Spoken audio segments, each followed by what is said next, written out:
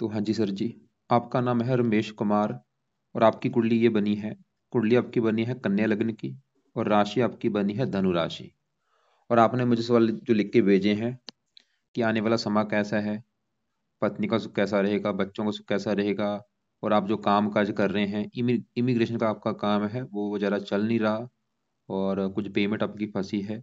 ये आपने कुछ सवाल लिख के भेजे हैं। और तो पूरा आपको मैं विस्तार में समझाऊंगा। और आपने मेरे से देखो जी पहले भी एक बार कुंडली बना रखी है, जैसे आपने लिख रखा है, तो भी आपने दोबारा फिर भेजा है। तो जैसे कि देखो जी, आपको मैंने पहले बताया होगा कि जो कुंडली होती है इसमें 12 घर होते हैं। और वो 12 घर यहाँ पे मैं दोबारा फिर लिख देता हूँ, आप एक बार वो समझ लो। वो ये है आपकी कुंडली में पहला घर है, ये है दूसरा घर, ये है तीसरा घर, चौथा, पांचवा, ये छठा घर है, सातवां, आठवां, नौवां, दसवां, ग्यारहवां और लास्ट वाला 12वां घर। अब ये जो 12 घर हैं, इन घरों से आपके जीवन के बारे में कुछ ना कुछ पता किया जाएगा। जैसे कि इस पहले घर से हम पता करेंगे आपका जो शरीर है वो कैसा होगा, हेल्थ कैसी होगी, आपका स्वभाव कैसा, पहले घर को देखना पड़ेगा। दूसरा घर आपके धन के बारे में बताएगा, अगर आपने धन के बारे में जानना है दूसरा घर देखना पड़ेगा। तीसरा घर छोटे भाई बहनों का है। चौथा घर आपकी माता, मकान, वाहन। पांचवा घर बच्चों का है। छठा घर शत्रु, रोग, कर्जे का है। सातवां घर आपकी पत्नी का। आठवें घर से आपकी उम्र देखेंगे। नौवें घर से भाग्य। दसवां घर काम काज। 11वां घर आमदनी, लाभ, इच्छा पूर्ति। और 12वें घर से आपके खर्चे देखे जाएंगे। आपने यहाँ पे देखो जी मेरी दो बातें नोट करनी है। पहली बात, जो मैंने 12 घर लिखे हैं इनको याद कर लो। और दूसरी बात, इन 12 घरों से जो कुछ देखा जाएगा वो याद कर लो। अब आप ये देखो कि आपने कुंडली में क्या देखना है। मान लो आपने देखना अपनी पत्नी के बारे में जानना आपने। अब पत्नी का घर मैंने कौन सा बोला है, सातवां घर बोला है। तो सातवें घर से देखा जाएगा आपकी पत्नी के बारे में। अब सातवें घर में एक नंबर लिखा है 12। 12 होती है मीन राशि, और इसका जो मालक है वो है ये गुरु। तो आपकी पत्नी के लिए हमें इस गुरु ग्रह को देखना पड़ेगा कि गुरु अच्छा है या बुरा है। ऐसे ही अगर आपके हमने बच्चों के बारे में जानना है, पांचवा घर बच्चों का है, और पांचवें घर में लिखा है 10 नंबर। 10 है मकर राशि, मालक इसका बना शनि। तो आपके बच्चों के लिए शनि को देखना पड़ेगा। तो आपको देखो जी मेरा कहने का मतलब समझ आ चुका है कि जो कुछ देखना है वो घर देखना है, और घर का मालक देखा जाता है। अब देखो जी आपकी जो कुंडली है, कुंडली में देखो जी सभी कुंडली में 9 ग्रह होते हैं। और 9 ग्रह आपकी कुंडली में सवाल है कि 9 ग्रह है कैसे। आपके वैसे मुझे काफी सभी ग्रह अच्छे ही लगे हैं। अच्छे क्यों लगे हैं, एक बात और नोट कर लो, ये जो ग्रह है अच्छे होते क्यों है, ये अच्छे बुरे होते क्यों हैं। ये 9 ग्रहों का कुंडली में अपना घर होता है। अगर अपने घर में खुद के घर में बैठे हैं, बहुत अच्छे फल देते हैं। इसके अलावा अगर अपने दोस्त के घर में जाके बैठे हैं वहां पे भी अच्छे फल देंगे। अगर उच्च के बैठे हैं वहां पे भी अच्छे फल देंगे। हाँ, अगर ये ग्रह नीच के बैठे हैं अच्छे फल नहीं देते। आपकी कुंडली में वैसे कोई ग्रह नीच का नहीं बैठा, जो कि आपके लिए अच्छी बात है। या ये जो ग्रह है अपने दुश्मन के घर में बैठे हैं वहां पे भी दिक्कतें थोड़ी सी देते हैं। अब आपकी देखो जी कुंडली में ये जो शनि है, ये दूसरे घर में उच्च का बैठा है, बहुत बड़ी अच्छी बात है। केतु चौथे घर में उच्च का बैठा है, अच्छी बात है। राहु यहाँ पे 10वें घर में उच्च का बैठा है। इसके अलावा गुरु अपने मित्र के घर में बैठा है, बुध अपने मित्र घर में बैठा है, सूर्य मित्र राशि में बैठा है, और चंद्रमा यहाँ पे मित्र राशि में बैठा है। मंगल थोड़ा शत्रु राशि में है। वैसे आपके मतलब सभी ग्रह अच्छे हैं, बस थोड़ा सा फिर भी आपको अभी मैं बताऊंगा कुछ ग्रह हैं, एक दो हैं जो आपके ग्रह खराब हैं या कुछ कुंडली में दोष बने हैं। अब ये जो 9 ग्रह होते हैं, इनका जो असर है आपके जीवन के ऊपर हमेशा रहेगा, लेकिन ये अपना असर जो है ज्यादा कब देंगे, जब इनकी दशा आपके ऊपर चलेगी। तो अभी इन 9 ग्रहों में आपके ऊपर जो दशा चली हुई है, दशा होती है दो प्रकार की। एक तो होती है महादशा, एक अंतरदशा। जो महादशा आपके ऊपर चली हुई है अभी, वो है मंगल ग्रह की। कब से चली है, ये 2021 में आपके ऊपर चली हुई है, पिछले 4-5 साल हो चुके हैं। खत्म होगी जाके 28 में। तो इसका मतलब ये है कि भाई अभी आपके ऊपर जो असर है सबसे बड़ा आपके जीवन के ऊपर इस मंगल ग्रह का है, क्योंकि इसकी महादशा चली है। अब मंगल का आपके ऊपर असर है कितना, वो है 80%।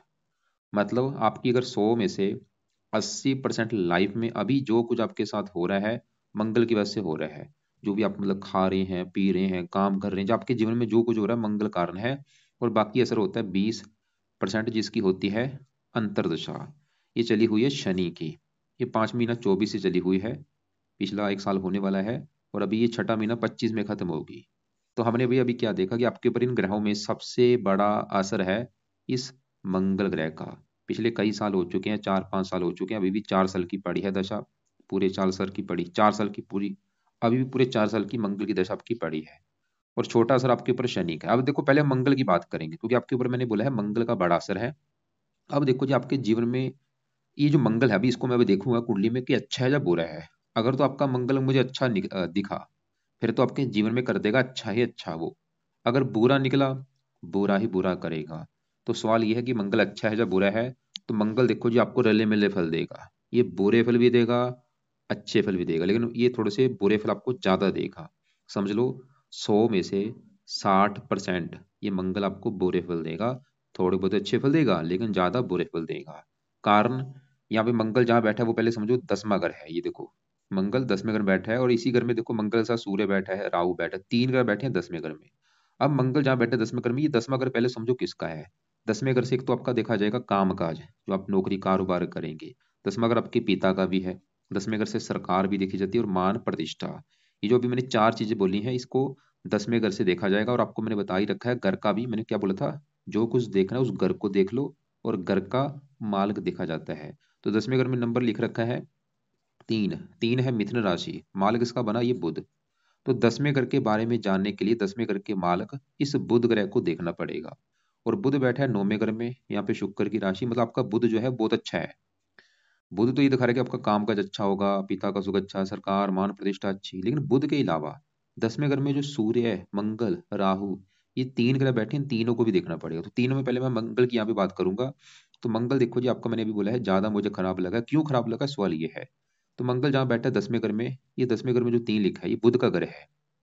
तो मंगल भाई बुध के घर में बैठा है, और बुध को अपना मानता है दुश्मन। दुश्मन के घर में जाके बैठने की वजह से मंगल आपका खराब है। पहला कारण तो ये। दूसरा कारण, इसके साथ बैठा है राहु। मंगल राहु जब एक साथ बैठते हैं, अंगारक दोष बनता है। और मंगल आपका अस्त भी बैठा है, मृत अवस्था बैठा है। और एक सबसे बड़ा कारण, मंगल इस कुंडली में मार्केश है। मार्केश जो ग्रह होते हैं उनको अच्छा नहीं माना गया, प्रबल मार्केश है ये। तो 3-4 कारण हो चुके हैं। एक तो दुश्मन का घर, राहु के साथ बैठ के अंगारक दोष बना है, मार्केश है, अस्त बैठा है। अब सवाल है कि मंगल आपको क्या बुरे फल देगा। कहाँ बैठा है भाई, ये 10वें घर में बैठा है। 10वां घर किसका है, काम काज। तो मंगल आपके काम काज में कोई ना कोई दिक्कतें पैदा करता रहेगा। जो आप काम काज कर रहे हैं उसमें कोई ना कोई दिक्कतें आपकी लगी रहेंगी इस मंगल की वजह से। 10वां घर पिता का है, ये पिता संबंधी भी दिक्कतें पैदा करता है। या तो पिता बीमार होना, या पिता को कोई कष्ट होना। 10वां घर सरकार का है, सरकारी कामों में दिक्कतें बहुत सारी आती हैं। 10वां घर मान प्रतिष्ठा का, आपकी मान हानि भी करेगा, समाज में आपको मान हानि भी आपकी हो सकती है, बदनामी भी कोई हो सकती है। और मंगल की अपने मतलब बैठा 10वें घर में, दुश्मन के घर में है, लेकिन मंगल का अपना घर है ये 8वां घर, क्योंकि 8वें घर में एक लिखा है मेष राशि, मालक मंगल। और मंगल तीसरे घर का भी मालक है। वैसे मंगल यहाँ पे देखो जी, यहाँ से बैठ के मंगल की दृष्टियां भी हैं। चौथी दृष्टि पड़ेगी पहले घर के ऊपर, यहाँ पे कन्या राशि, शत्रु राशि। ये पहले घर का कुछ अच्छा भी करेगा, अच्छा ये कि जैसे कि आपको ये मेहनती बना देगा, साहसी पराक्रमी। लेकिन मंगल क्रूर है, आपको क्रोधी भी बनाएगा, जिद्दी बनाएगा, लड़ाकू बनाएगा, गुस्से वाला बनाएगा। और आपके गुस्से की वजह से आपके काम भी बिगड़ सकते हैं। इसलिए भाई अपने वाणी पे थोड़ा सा कंट्रोल भी करें। सातवीं दृष्टि पड़ेगी चौथे घर के ऊपर, यहाँ पे है मित्र राशि। चौथे घर का अच्छा कर देगा, वैसे मकान वन का सुख आपको दे देगा। आठवीं दृष्टि पड़ेगी 5वें घर के ऊपर, यहाँ पे है उच्च राशि। संतान के लिए बहुत अच्छा है, संतान का सुख अच्छा दे देगा, पुत्र का योग बना देगा, पढ़ा लिखा बुद्धिमान। तो हमने क्या देखा कि मंगल अच्छे फल भी दे रहा है, बुरे फल। बुरे फल क्या है, काम काज में दिक्कतें आना, पिता सरकार मान हानि होना। और भी थोड़ी सी लाइफ में दिक्कतें पैदा करेगा, स्ट्रगल बढ़ा देगा आपका, कोई भी काम आसानी से नहीं बनेगा। परेशानियां चिंता तो आएंगी, जैसे आपने लिख रखा है कि पैसे फंसे हैं, वो नहीं मिल रहे। वो भी कारण कहीं ना कहीं मंगल है आपका। कोई भी मतलब आपके कामों में रुकावटें डालेगा बहुत सारी। काम आसानी से बनेगा नहीं आपका, जो भी काम आप करेंगे परेशानियां, चिंता, भाग दौड़, ये चीजें लगी रहेंगी। अब मेन सवाल है कि इस मंगल को सही कैसे किया जाए। भाई मंगल का सही होना बहुत जरूरी है, क्योंकि एक तो वैसे भी मंगल कुंडली में खराब है, ऊपर से इसकी दशा भी चल रही है। अभी दशा 4 साल की पड़ी है। तो मंगल के उपाय में आपने जो पहला उपाय करना है वो है, आप मंगल कवच का एक पाठ है, ये पाठ पढ़ना है या इसको सुनना है। और दूसरा है मंगल स्रोत का पाठ। यहाँ पे मैंने देखो जी 2 पाठ लिखे हैं, मंगल कवच, मंगल स्रोत। 2-2 मिनट के पाठ हैं। इन दोनों पाठ को जा तो अगर पढ़ना आपको आता है पढ़ लिया करो, संस्कृत में भी पाठ है, नहीं आता इनको ऑडियो लगा के सुन लिया करो। ऑडियो कहाँ पे मिलेगी आपको, यूट्यूब पे सर्च करना, ये पाठ लिख के वहां पे निकल आएंगे दोनों पाठ। तो वहां पे इनको सुन लिया करो या पढ़ लिया करो, आपकी मर्जी है। तीसरा उपाय है, मंगल के देवता हैं हनुमान जी। तो आप भाई हनुमान जी की पूजा उपासना करो। आपने शायद लिख भी रखा है कि आप हनुमान जी की पूजा उपासना करते हैं, बहुत अच्छी बात है। अब हनुमान जी की पूजा उपासना में क्या क्या करना है वो नोट कर लो। एक तो कोशिश करो हनुमान जी का मंदिर माथा टेक के आने की, रोजाना रोजाना जाओ, या हफ्ते में 3-4 दिन चले जाया करो। दूसरा, आप हनुमान जी के जो पाठ हैं, जैसे हनुमान चालीसा हो गया, संकट मोचन, बजरंग बाण, ये कई पाठ हैं, ऐसे नहीं कि खाली हनुमान चालीसा पढ़ना, नहीं भाई। और जहाँ तो कोशिश करो रोजाना पाठ चेंज करके पढ़ो। आज हनुमान चालीसा पढ़ा, संकट, कभी कल संकट मोचन पढ़ लिया, कभी बजरंग बन पढ़ लिया, या ऐसे करो। वैसे मैं तो आपको ये बोलूंगा कि आप जब सुबह बैठे हो, सुबह बैठ के एक तो हनुमान चालीसा पढ़ो, उसी के साथ आपने बजरंग बाण पढ़ना है।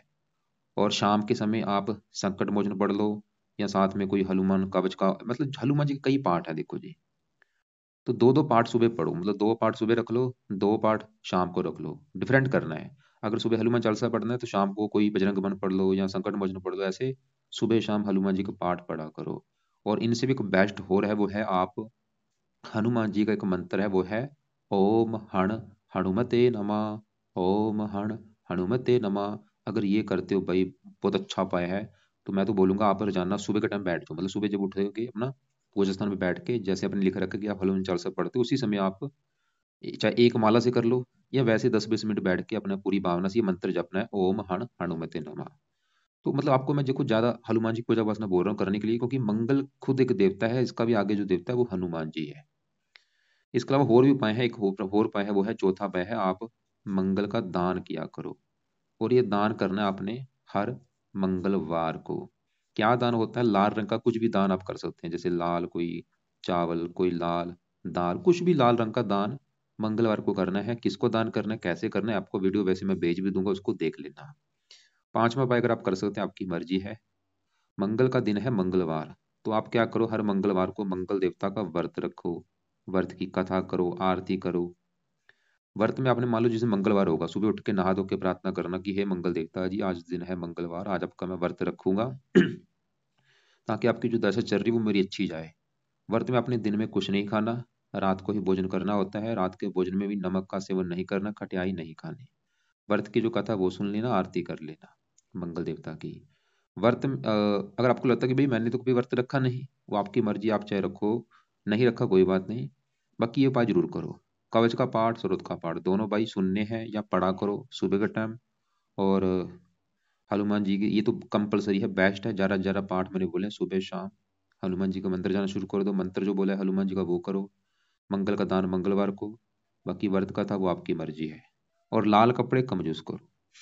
अब आगे बढ़ते हैं हम, यहाँ पे देखो इसी घर में मंगल के साथ ये जो दूसरे घर में बैठे हैं, इनको भी एक बार मैं कवर कर लेता हूँ। इसी घर में आपके देखो मंगल के साथ राहु बैठा है। और यहाँ पे देखो जो राहु जो है, ये 10वें घर में राहु जो 3 लिखा है, ये उच्च का बैठा है।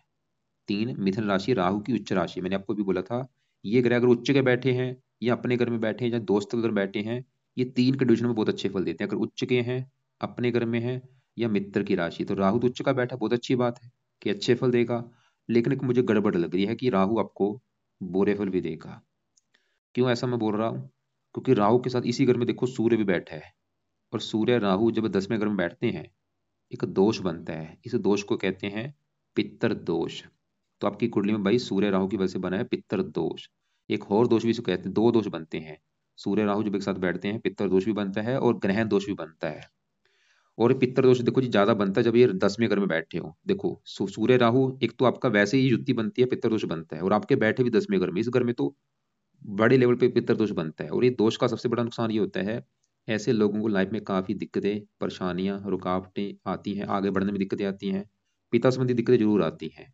कोई ना कोई पिता को लेके कष्ट होना, या पिता की सपोर्ट ना मिलना, कोई ना कोई दिक्कत आती है जब पिता को कष्ट होता है, क्योंकि सूर्य पिता का कारक होता है। अब देखो जी, ये दोष को कैसे सही करना, सवाल ये है। एक तो, और एक और यहाँ पे एक और बात है, जिसमें मैंने आपको भी बोला था कि आपके ऊपर दशा भी किसकी है, मंगल की बड़ी महादशा है, जो कि 28 में खत्म हो जाएगी, 4 साल के बाद। और 4 साल के बाद आपके ऊपर आने वाली है बड़ी महादशा, किसकी आएगी? राहु ग्रह की आएगी। और ये दशा आपके ऊपर 18 साल तक चलेगी। अब आपका सवाल ये भी होगा कि भाई जो आगे दशा राहु की आने वाली है, वो मेरी दशा अच्छी जाएगी या बुरी जाएगी? मैंने आपको क्या बोला था, राहु दिख तो रहा है उच्च का बैठा है, लेकिन ये जो दोष बन चुका है यहाँ पे, एक तो ये सूर्य ग्रहण दोष, पितर दोष बना है, और साथ में मंगल के बैठा है, अंगार का दोष बना है। तो राहु की तो दशा आने वाली है आपकी भाई आपको बुरे फल भी देगा, अच्छे फल भी देगा, मतलब रले मिले फल देगा वो। बुरे फल में क्या बुरा फल दे सकता है, सवाल आपका ये भी होगा। क्योंकि 10वें घर में बैठा आपके राहु की दशा में काम धंधे में बहुत सारी दिक्कतें आ सकती हैं। चलता चलता व्यापार बंद हो जाना, लॉस हो जाना, दिक्कत आना बड़े लेवल पे काम काज में। 10वां घर सरकार का है, सरकार से तरफ से कोई दंड मिल जाना आपको, पिता संबंधी दिक्कत, मान प्रतिष्ठा में कमी होना, दूसरे घर को धन की हानि होना, चौथे घर को देख रहा नीच राशि, मकान वाहन को लेकर दिक्कत आना। लेकिन ये बुरे फल हैं, अच्छे फल भी देगा क्योंकि उच्च का है। बाकी देखो जी, मैं यहाँ पे बोलूंगा कि अगर आप जब अभी, क्योंकि दशा आने में 4 साल पड़े हैं, अभी तो दशा है नहीं। तो जब राहु की दशा आपकी चलेगी, आप क्या करना उस समय, आप लिख लो, अपने पास लिख लो भी। उस समय क्या क्या करना है, उस समय राहु के 2 पाठ हैं, राहु कवच का पाठ, राहु स्रोत का पाठ। ये 2 पाठ आपने उस समय पढ़ने हैं जब आपके ऊपर चलेगी राहु की बड़ी महादशा। अभी नहीं पढ़ने। लेकिन एक तीसरा पाय अभी आपने जरूर करना है, वो तीसरा पाय है राहु का दान करना शुरू कर दो भाई। और ये दान क्या है, आपको मैं वीडियो भेज दूंगा। इसमें सबसे वैसे बेस्ट दान है सतनाज्य का दान है। सर 7 प्रकार के नाज लेके पंछियों को डाल दिया करो। ये उपाय एक जरूर कर लो। दूसरा, अगर आप हनुमान जी पूजा उपासना करते हो, उससे भी राहु अच्छा होता है, तो वो तो आप वैसे भी कर रहे हो, थोड़ा सा बढ़ा दो उसको, मतलब मंत्र कर लो, साथ में मंत्र जाना शुरू कर दो। और जो पाठ मैंने बोले वो दशा में शुरू कर देना। अब यहाँ पे क्योंकि सूर्य की बात करूं, सूर्य देखो जी, अगर यहाँ पे अकेला होता सूर्य, बहुत अच्छे फल देता, क्योंकि सूर्य 10वें घर में यहाँ पे बुध की राशि में बैठा है, मित्र राशि है। लेकिन थोड़ा सा सूर्य भी यहाँ पे खराब क्यों है, एक तो सूर्य के साथ बैठा है राहु, मैंने बोला जो दोष बना है, ग्रहण दोष, पितृ दोष। और ये जो सूर्य है ये राहु के नक्षत्र में बैठा है। अब यहाँ पे देखो जी, जो दोष है पितृ दोष, क्योंकि ये दोष मैंने बोला काफी बड़ा दोष है, इसकी वजह से भी लाइफ में काफी चिंता भागदौड़ होती है। अब सवाल है कि दोष कैसे खत्म किया जाए। पितृ दोष खत्म करने के लिए सबसे जो बेस्ट उपाय है वो है, आप अगर पितृ स्रोत का पाठ पढ़ते हैं, उससे दोष खत्म हो जाएगा। पितृ स्रोत का पाठ है ये, अगर आपका टाइम लगे जब भी ये पाठ पढ़ लिया करो या सुन लिया करो।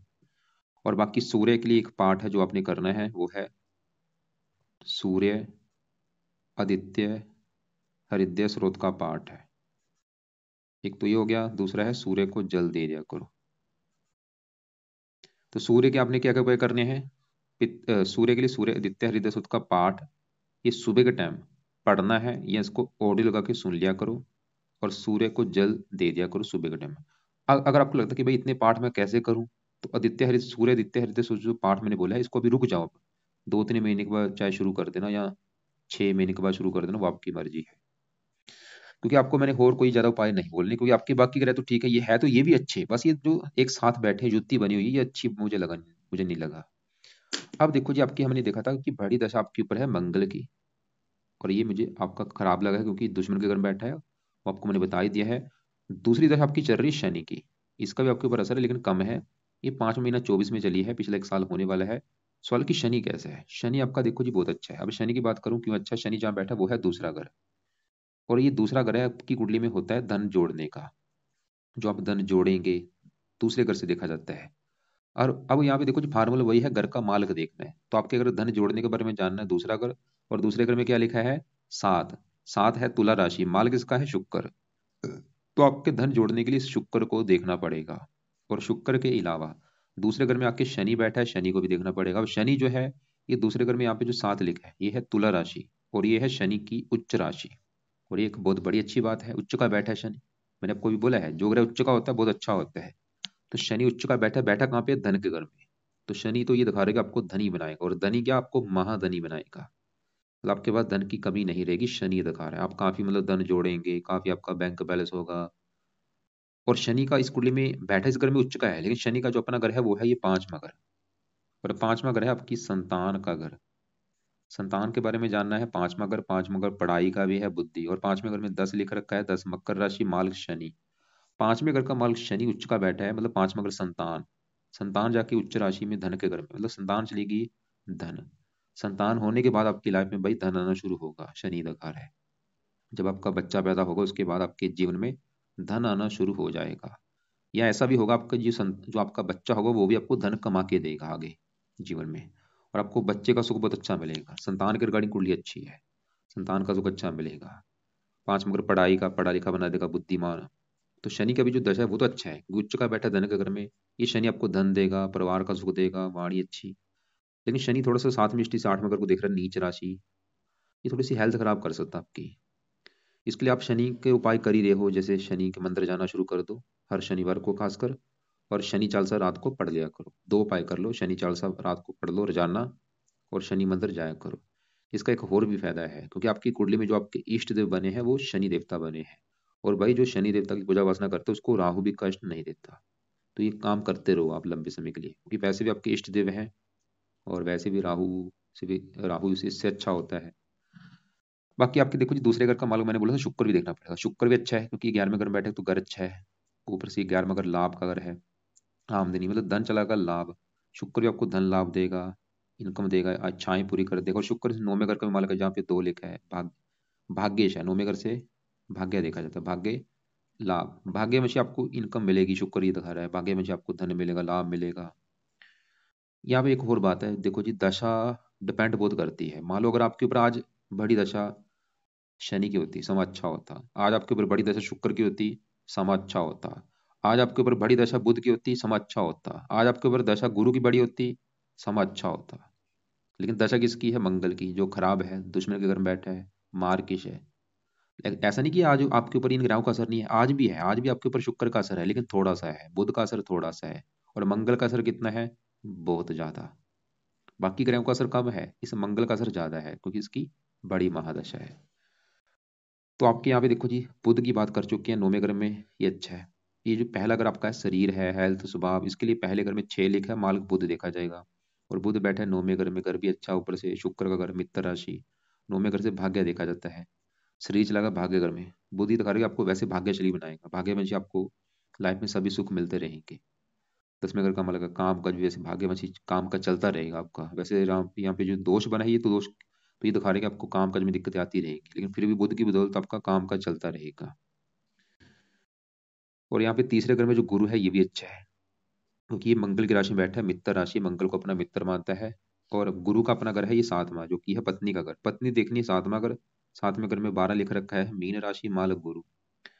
और ये 7वें घर से 9वें घर में मित्र की राशि है, और अपनी 5वीं दृष्टि से अपने घर को देख भी रहा है। गुरु ही दिखा रहा है आपको भाई पत्नी का सुख अच्छा मिलेगा, बल्कि पत्नी के आने के बाद भी आपको फायदा होगा, क्योंकि शुक्र पत्नी का कारक है, लाभ के घर में बैठा है। पत्नी आने आने के बाद भी आपकी इनकम बढ़ेगी, इच्छाएं पूरी होंगी, कामों में लाभ मिलना शुरू हो जाएगा पत्नी के आने के बाद। गुरु भी दिखा रहा है। और गुरु की जब भी कभी छोटी बड़ी महादशा चलेगी, वो समय आपका बहुत अच्छा होगा। और यहाँ पे चौथे घर में केतु यहाँ पे उच्च का बैठा है। चौथा घर जो है मकान वन, उसके लिए अच्छा है। चंद्रमा यहाँ पे बैठा है धनु राशि में, मित्र राशि में। ये भी आपको मकान वन का सुख अच्छा दे देगा, और 11वें घर का मालक है, लाभ इनकम अच्छी दे देगा। लेकिन थोड़ा सा केतु चंद्रमा आपकी माता बीमार कर सकते हैं, माता का बीमार होना। तो यहाँ पे देखो जी, हमने क्या देखा, आपकी कुंडली में बुध अच्छा है, शुक्र अच्छा है, शनि अच्छा है। शनि तो बड़े लेवल पे अच्छा है, गुरु बहुत अच्छा है, केतु चंद्रमा भी ठीक है। बस आपका जो ग्रह खराब लगा, एक तो मंगल खराब है, और ये जो सूर्य है तो अच्छा था, लेकिन मैंने बोला ये युति जो बनी है राहु के साथ बैठ के, इसकी वजह से सूर्य भी थोड़ा सा खराब है। ग्रहण दोष बना है, पितर दोष बना है। और मंगल खराब होने का एक कारण ये भी है कि राहु के साथ बैठ के अंगारक दोष बना हुआ है। तो अभी एक बार दोबारा रिपीट कर दूं कि आपके लिए जरूरी जो उपाय है, वो है सबसे ज्यादा उपाय है मंगल ग्रह के उपाय। और ये सभी मंगल के उपाय यहाँ पे मैंने लिख दिए हैं। और इसके अलावा मैंने आपको राहु का उपाय बोला है कि राहु का दान करो। दान की वीडियो आपको मैं भेज दूंगा अभी, उसको देख लेना। उसमें से सबसे जो बेस्ट दान है सतनाजा, ये दान जरूर किया करो। और बाकी सूर्य के लिए आप सूर्य को जल दिया करो। और सूर्य आदित्य हृदय सूरज का पाठ सुबह के टाइम बैठ के पढ़ा करो या सुना करो। और ये जो पितृ दोष बने, इसके लिए पितृ सूक्त का पाठ बोला है, वो पढ़ लिया करो या सुन लिया करो। और मंगल के उपाय क्या क्या है? मंगल कवच का पाठ, मंगल स्रोत का पाठ, दोनों पाठ सुबह बैठ के पढ़ना है या इनको सुनना है। और हनुमान जी का सुबह के टाइम बैठ के जो मंत्र मैंने बोला है, ओम हण हनुमते नमः, 10-20 मिनट बैठ के जपा करो। बहुत बेस्ट उपाय है भाई। जब भी सुबह बैठोगे अपना ये मंत्र जपना है। हो सके शाम को भी जप सकते हो। और हनुमान जी के जो पाठ है, वज्रगमान संकट मोचन, ये सुबह शाम पढ़ा करो या सुना करो। मंगलवार को मंगल का दान कर दो। व्रत कथा वो आपकी मर्जी है। और बाकी जो दान आपको मैंने राहु का भी बोला है, वो दान की वीडियो आपको मैं भेज दूंगा। सतनाजा कैसे बनाना है उसको देख लेना। वो सतनाजा पंछियों को डाला करो। एक और बात है, आपकी बड़ी दशा चल रही है मंगल की, छोटी दशा चल रही है शनि की। एक और भी दशा होती है, तीसरी दशा, वो राहु की चली हुई है। ये दिक्कत आ रही है, ये अभी कुछ दिन से चली है, और ये अभी 1-2 महीने में खत्म होगी। मतलब अभी आपका थोड़ा सा समय खराब है इस राहु की वजह से। क्योंकि तीसरी दशा एक होती है, वो आपको मैं चार्ट में भेज भी दूँ, उसको देख लेना आप कि राहु की दशा कब से चली हुई है तीसरी दशा। ये अभी 1-2 महीने में खत्म होगी। तो 1-2 महीने के बाद आपकी काफ़ी दिक्कतें वैसे दूर हो जाएंगी। इसके अलावा फिर भी अगर आपको लग रहा है कि अभी भी कुछ पूछना है, कोई बात समझ नहीं लगी, कॉल करके पूछ लेना। और आगे जो मैंने बोला राहु की दशा आएगी, उसमें राहु के जो पाठ मैंने बोले हैं, राहु कवच का पाठ, राहु स्रोत का पाठ, और वो पाठ पढ़ने शुरू कर देना। राहु जो है शिव जी का भक्त है, आप शिव जी की अगर पूजा उपासना करते हैं उससे भी राहु अच्छा होता है। तो शिव जी की पूजा उपासना चाहे आप आगे शुरू कर देना राहु की दशा में। अभी फिलहाल आप हनुमान जी की पूजा उपासना ज़्यादा किया करो। खासकर हनुमान जी को जो मैंने मंत्र बोला है वो जाप किया करो। और शनि की आप वैसे कर ही रहे हैं, शनि के मंत्र जाना शुरू कर दो, शनि चालीसा रात को पढ़ लिया करो या उसको सुना करो। अब आपने एक तो मुझे बोला था कि पेमेंट मेरी कुछ फंसी हुई है, मैं फिर बोलूंगा वो कारण है ये मंगल की जो आपकी जो दशा चल रही है, ये कारण यही है। या आपका मतलब पूरी तरह से काम धंधा नहीं चल रहा, जो आपने बोला इमिग्रेशन का काम कर रहा हूँ लेकिन ज़्यादा सफलता नहीं मिल रही, मैं बोलूंगा यही कारण है। और ये जो दोष बना ये भी कारण है। ये दोष को सही करो, पितृसुक्त का पाठ पढ़ो। और बाकी पत्नी की रानी कुंडली अच्छी है, कोई ऐसी दिक्कत नहीं, बल्कि पत्नी का पक्ष अच्छा है, पत्नी के आने के बाद आपको फायदा भी होगा। कोई काम धंधा शुरू करते हो पत्नी के नाम से कर सकते हो। बच्चे का पक्ष बहुत अच्छा है, बच्चे के नाम से कोई मतलब कोई आपने जमीन लेनी है, घर बनाना है, वो बच्चे के नाम से ले सकते हो या पत्नी के नाम से ले सकते हो, उनका पक्ष अच्छा है कुंडली में। और रत्न जो है, अगर आपका सवाल है कि रत्न कौन सा दान करो, मैं बोलूंगा बुध का पन्ना धारण कर लो। राइट हैंड की छोटी उंगली में पन्ना लेके धारण करो, चांदी में जड़वा के। शुक्ल पक्ष के पहले बुधवार को इसको धारण करना, सुबह के टाइम, सुबह 7:15 बजे। और धारण करने से पहले कच्चे दूध में जा गंगा जल में एक बार धो के उसको धारण कर लेना। और लेना अपने वेट के बराबर। अगर आपका वेट 90 किलो है तो 9.25 रत्ती का ले लो। 100 किलो वेट है तो 10.25 रत्ती का पन्ना ले लो। हरे कपड़े ज्यादा पहना करो, सभी कपड़े पहन सकते हो, कौन से कपड़े कम यूज करने हैं, लाल कपड़े कम यूज किया करो, लाल नीले कपड़े कम यूज करो।